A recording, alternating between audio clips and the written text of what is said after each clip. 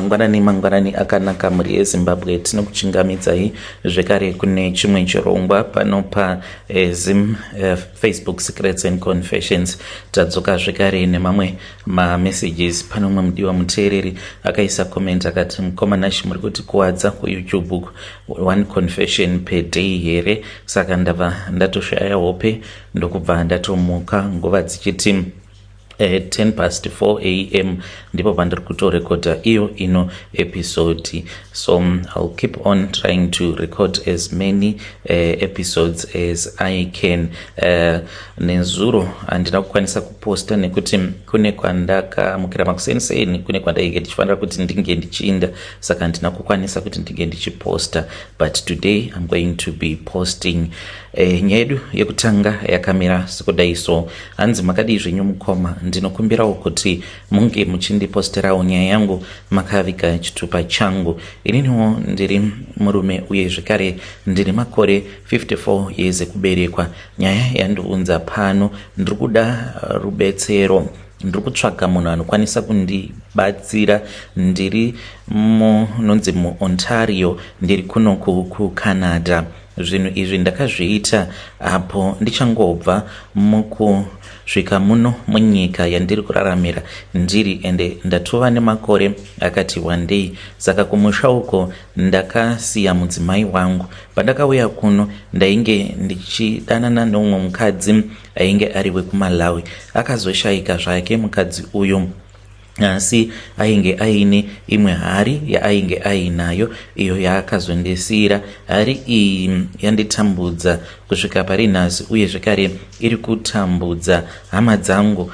Pese apa vana vangu vainge vakachengetedzeka kubva kune mhiko idzo dzandainge ndakaita, asi iko zvinozvi vana vangu zvava kuvabata. Ndine vana vangu vari kuEurope. Handikwanisi kuti ndinge ndichikuudzai kuti vari munyika ipi kuEurope. Saka vana vangu ava ivo vatova nevana vavo, saka zvinhu izvi zvava kunoafekta nevazukuru vangu. Handizivi kana muine n'anga yamunoziva ingawanikwa muno muOntario kana kuti muCanada as well as nekuAmerica.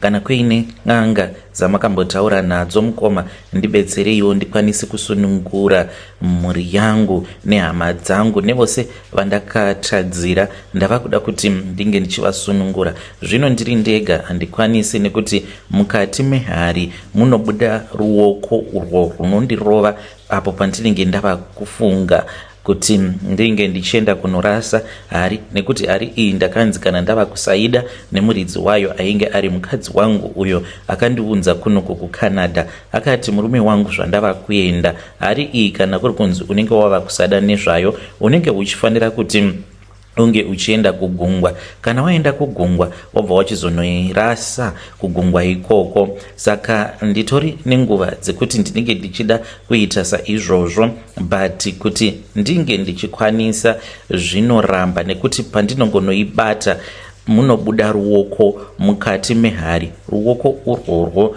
runobva rwandirova. Kana ndikarohwa neruoko urwo runobuda muhari, ndinokwanisa kutomboita kana 2 weeks nditori muchipatara. Ndo zviri kuitikawo izvi kwandiri. Ndichakudzosai kumashure kubva ndichiri kuZimbabwe ndichizoenda kuSouth Africa nekuzouya kuno kuCanada. Saka ndichiri kuzimukoma taingova vanhu vekuti tairarama upenyu hwakaoma. Ende dambudziko rakaitika patiri isusu semhuri nderekuti baba vedu vakawana vakadzi vavo vaviri. Saka pabarika vanhu vazhinji vanofungidzira kuti mukadzi mudiki ndiye anenge achinyanyisa kudiwa kudarika mukadzi mukuru, asi amai guru vaitodiwa kutodarika amai vedu. Taikwanisa kutorara nenzara, but kumba kwaamai guru vachitorasa chikafu. Dzimwe nguva taita zviya zvekutaimira pavanenge varasa chikafu kana kuti pavaingoburitsa rimwe bhodho iro ravaibikira sadza rembwa, taingoti vachingonorigadzika pasi isusu tobva tatoritora ndiro sadza rataikwanisa kuzotodya iroro. Apa sadza iroro raingobikwa rakazangana nenyama nemabhonzo nesupu same time vachiitira imbwa. Saka ndokutorarama kwatainge tichiita. Apa baba vangu vainge vaine mari yakawandisa, vainge vaine chigaro, vainge vari a big politician. Saka amai, dambudziko rakaitika pavari nderekuti amai vangu ivo vainge vari nherera, vakatongoonekwawo kurali, vakaonekwa kuti mwana uyu akanaka kwazvo, ndokubva vachizopfimbwa nababa, vakabvuma, vakabva vachizopiwa pamuviri, ndokubva vachizounzwa pabarika. Vaunzwa pabarika kudaro, dambudziko rainge riripo nderekuti amai vangu kuverenga vainge vasingagoni, havana chavaikwanisa kuita. Saka vaiti kana vakatumwa kana kunzi enda unofotokopa mapepa, vaikwanisa kungoenda vodzoka vasina chavanenge vakwanisa kuita. Saka izvi zvakazokonzeresa kuti baba vange vachidhila nemudzimai wavo mukuru mumabusinesses. Saka mai vangu vainge vangova mukadzi wekungozvara vana nekungochengeta vana nekuti vainge vasina kudzidza. Saka takangokurawo tiri vanhu vaitambura, yeti baba vedu vainge vaine maprazi 4 ende vainge vaine mabhazi, vaine makombi, but upfumi ihwohwo hwainge huri upfumi hwavo nemukadzi wavo mukuru. Isusu taitoita sekunge baba vedu vakatofa kudhara, taikwanisa kutoenda kuchikoro tisina kana bhutsu, school fees dzisingabhadharwi. Saka nekukura mukomanashi uchingokura mukutambura, zvinhu zvose zvaunenge uchiita zviri zvekutamburira, zvakabva zvachizondipa mweya weugandanga zvekuti nepandinenge ndisingafaniri kuita utsinye ndinogomisidzira ndashandisa utsinye.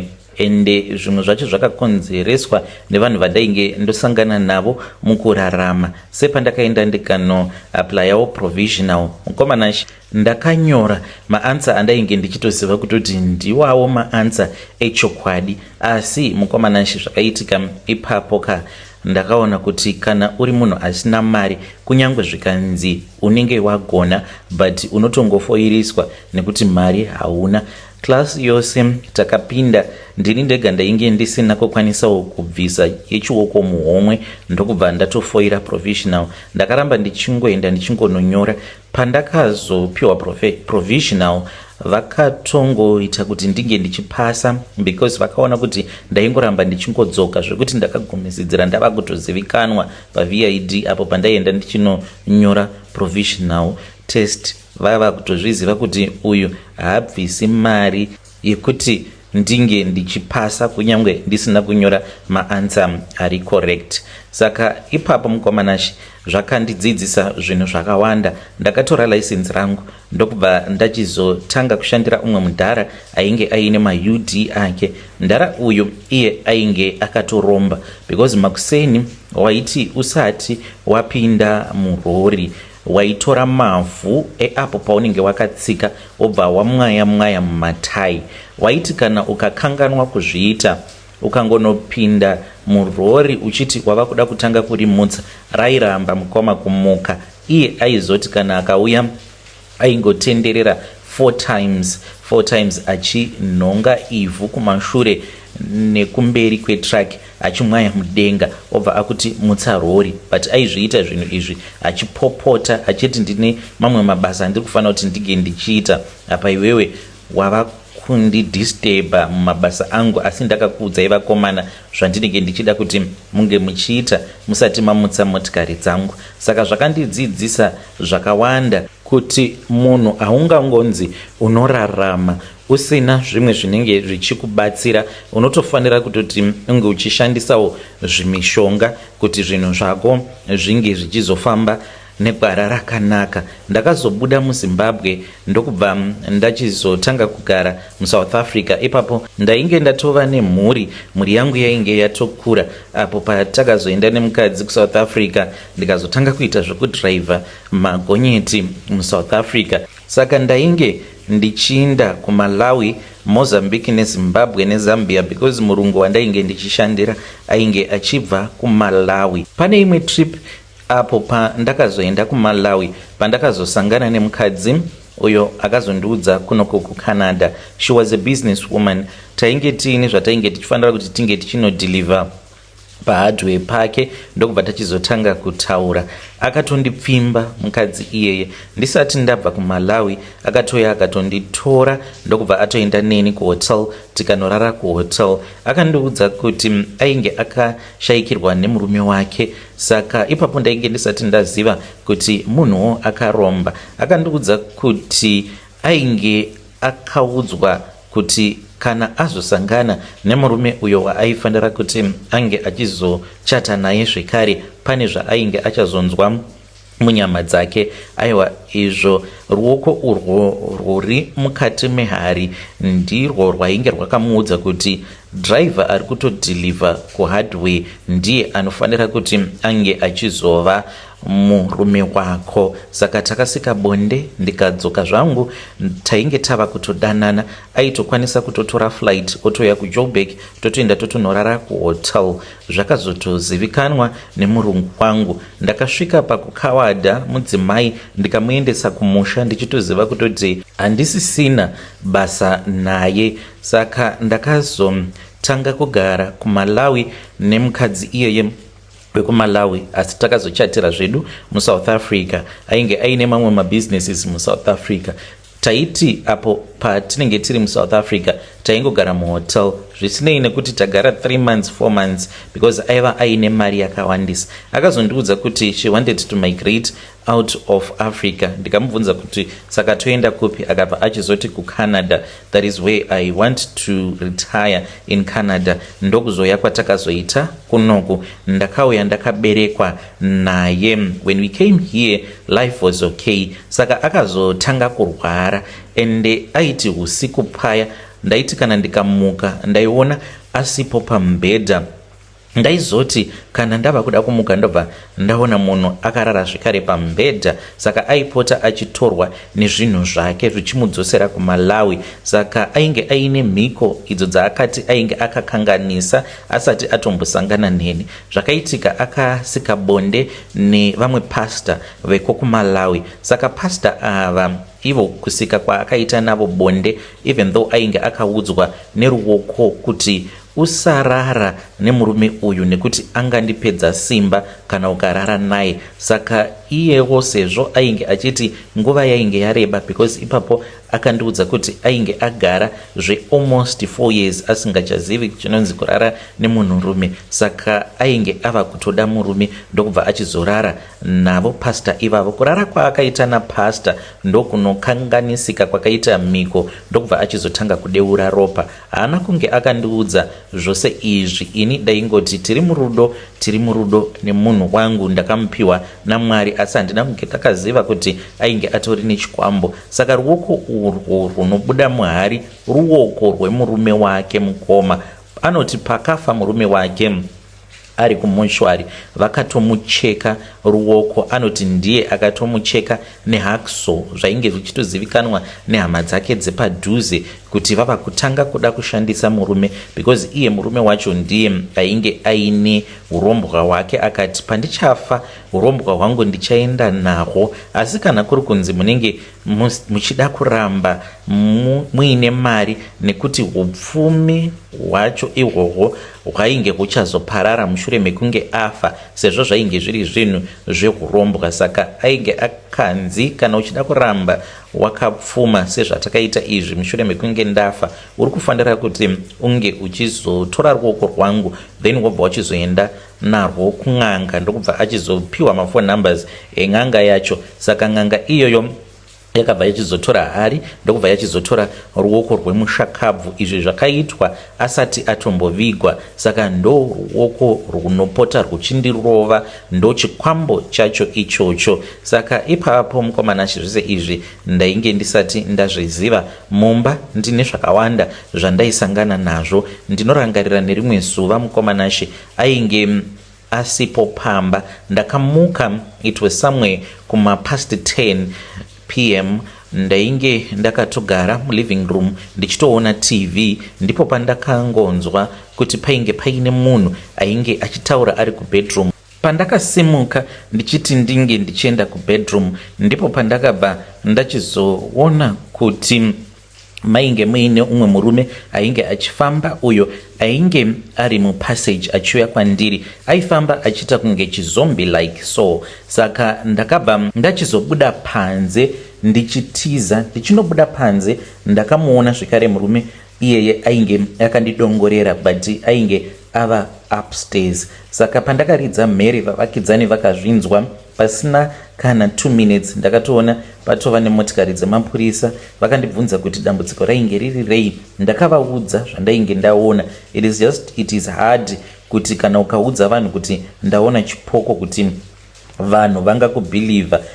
Kana usati wakambochiona unongoti zvipoko hakuna. Saka ipapo pandakavaudza kuti ndo zvandainge ndaona, vakabva vandibvunza kuti handina madrugs here andinotora, handina kudhakwa here. Usiku ihwohwo mukoma handina kukwanisa kuti ndinge ndichizorara zvikare mumba. Ndakabva ndachizoenda ndikanorara kuhotel kusvika mukadzi achizodzoka kumba. Akazoti adzoka kumba ndikamuudza zvose zvainge zvakaitika zvandainge ndakaona. Ainge asingadi kundibudira pachena. Akazondiudza mukoma ndatova padhuze nekutofa.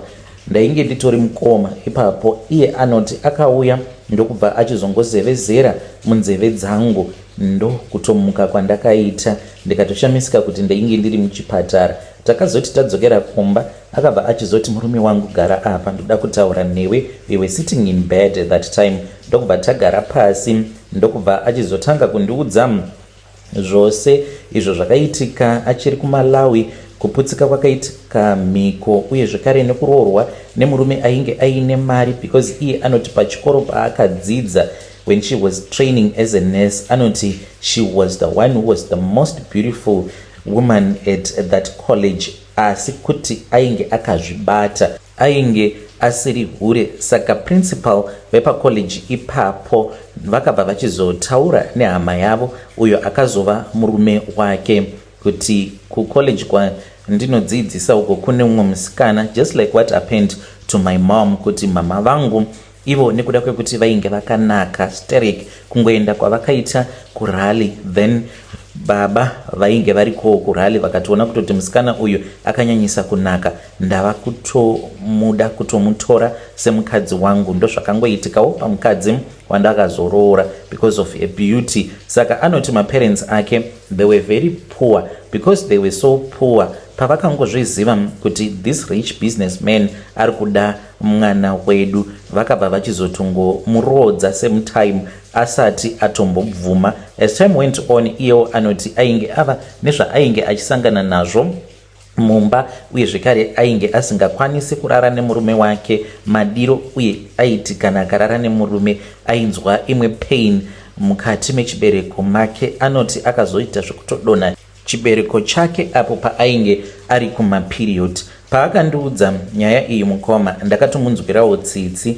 Ndainge ndichida kumuramba, but after she told me that, ndakanzwa ndichimunzwira tsitsi ndikati she does not deserve all of this pain. Let me take a pain. Ndisingazivi kuti urombwa it is part of Satanism. Saka after ndagamuchira hari, nekuti akandibatisa hari, akanditi hari iyi ndiyo yacho yandakasirwawo nemurume wangu, but haufaniri kuti unge uchigara uchiiona nguva dzose. Pandichaiwandisa handingakuudzi kusvika kana kuri kunzi ininiwo ndikatorwa nenguva, kana ndikatanga inini ndinozokupa hari kuti unge uchizosara wakaichengeta, uye zvekare yakakuchengetedza. Saka ndakamuti kotadii tangoirasa hari iyi? Akati tinodzokera kuurombo. Iwe unoti wakakura uri murombo, kana tikairasa hari iyi kwawakabva ndiko kwaunodzokera. Unodzokera muvhu kutanga kuti 1, iniwo ndinodzokera pastage 1. Saka handiri kuti ndige ndichidzokera kuMalawi. Saka takangorarama takadaro mukomanashe, inini nemudzimai tava kutongoita zveurombwa hwedu. Ndipo pandakatanga kuchekeresa hama dzangu, because ruoko rwacho hakusi kunzi runongorarama rusinganwi ropa kana kudya, runotorarama nekutonwa ropa. Saka iye ainge achiti ainge akapedzawo hama dzake, ainge ava kuda kuti ndinge ndichichekeresawo hama. Ndakatanga nekuchekeresa vana vaamai guru, ndikazotanga kupindira vana vaamai vangu, ndikatanga kupindira vana vemadzikoma nevana vehanzvadzi dzangu. Zvino mukomanashi, hama sezvo hama ndakapedza kudzishandisa, uye zvekare vamwe ndivo vava kunamata, ende zvinonetsa kunyange ruoko rukaenda rukuchida kunokanganisa chiraramo chehama dzangu. Kana vari vanhu vanonamata, harukwanisi kuti runge ruchizoita zvarunenge ruchida kuita. Saka ruoko urwu runozopedzisira rwaenda kuvana vangu. Saka vana vangu nevazukuru vangu vari kutambudzika. Izvezvi mukomanashi, ndine umwe muzukuru wangu uyo sazita wangu. Ndinoti paya kana ndikamuka usiku mukoma ndikatanga kufunga nezvazvo, ndinotadza kana kurara, because ndinenge ndava kutanga kuzvibvunza kuti saka ndingatambudza sazita wangu nekuda kwehurombwa hwangu. Apa hari iyi kunyangwe ndikamboisiya kana panze, ndinokwanisa kuzoiona yava mumba, ende ndinorohwa mukoma zvekuti ndinotadza kana kumuka kwemazuva akati ndichinzwa kuti muviri wangu wakaparadzwa, because ndinenge ndichirohwa zvibhagera ende runorova ruoko rwacho. Mukomanashi, when you post my story, please tell me, ndichange ndichizoteverera ndiri mucomment section.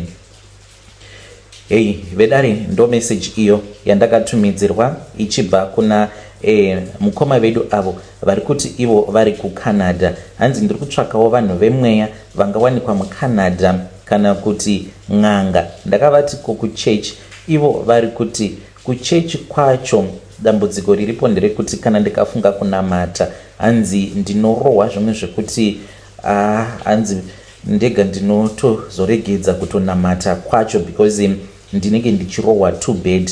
Saka vainge vachiti koMwari sei vachizoti kana ndikatanga kunamata vanondisiya ndichirohwa kudaro? Why vasingatumidziri ngirozi dzavo kuti dzinge dzichizondichengetedza pandinenge ndava kuti iko zvino zvindazvipirawo kuti ndinge ndichinamata? Zvakangooma hazvo veduwe, ngatizamei kuti tinge tichitaura navo mucomment section. Pakaipa. Strange things indeed they do happen in this world. Regedzai tibva taenda panyedu inotevera. Nyedu inotevera yakamira sekudai so. Hanzi makadi zvenyu mukoma, ndinokumbirawo kuti munge muchindiposterawo nyaya yangu makavigawo chitupa changu. Ininiwo ndiri mudzimai uye zvekare ndine makore 23 years ekuberekwa. Mukomanashi, ndigere muno muJoburg. Ndine umwe murume uyo wandainge ndichimbofambidzana naye, even though I am married, but we were just cheating. So I started being friends with this guy because aipota achienda kunodhindisa passport yangu, so we used to date. Ndakazotanga kurara naye pane mwe trip apo patakaenda kuZim. So tasvika kuZim, then we started sleeping with each other. Ane zvaakazondiudza mukomanashi izvo zvandiri kuda kushare nemi. So this guy ndakati ndiinaye tiri kulodge, saka akabva achizoreceive a phone call akanzi pinda mugroup neimwe friend yake uone mamessages. Pane accident yaitika because ivo semadrivers vatori nemagroups avo, saka painge paine rimwe bhazi rainge raita a very funny accident. So I picked up one or two things pamaaudios avo avainge vachitumidzirana ivo semabus drivers, and the thing that I picked up zvekuti izvezvi I'm always scared kana kuri kunzi paya kana ndichitofamba nebhazi, because I know kuti mabus drivers mazhinji ivo they are not honest with their wives, vanotongodanana nevakadzi vakasiyana-siyana. Saka ivo pachezvavo vanenge vakatosviba, because when they were discussing vainge vachitotaura vachitoti mundarauya like the owner of the bus akaromba ane gudo, saka gudo rake kana kuri kunzi ukaita lula nemukadzi mubhazi, gudo iroro rinotsamwa, ende kuti ringe richizochenura bhazi kuti rizofamba risingazoponji mataya kana kuzongofa richida kungogadziriswa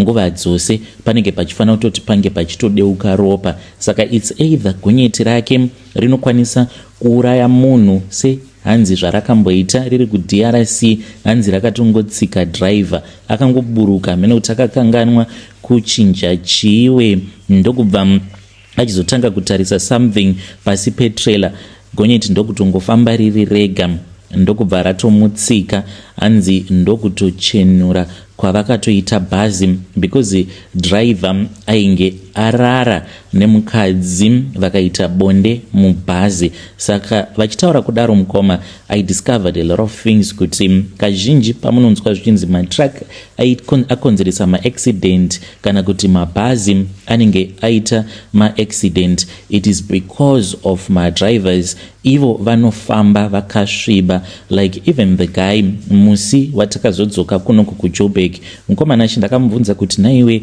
saka tichafamba sei wakadai, because takasangana bhazi parainge richiri kulodiwa kuroadport, ndokubva tatomboenda kuguest house tikatonorara 2 rounds mukoma, ndokubva achizotoita zvekutofonerwa kuti naiwe chiuya, because tainge tichitori pakati kutoita romance kuti tinge tichiita kechi 3, so takangoenda straight.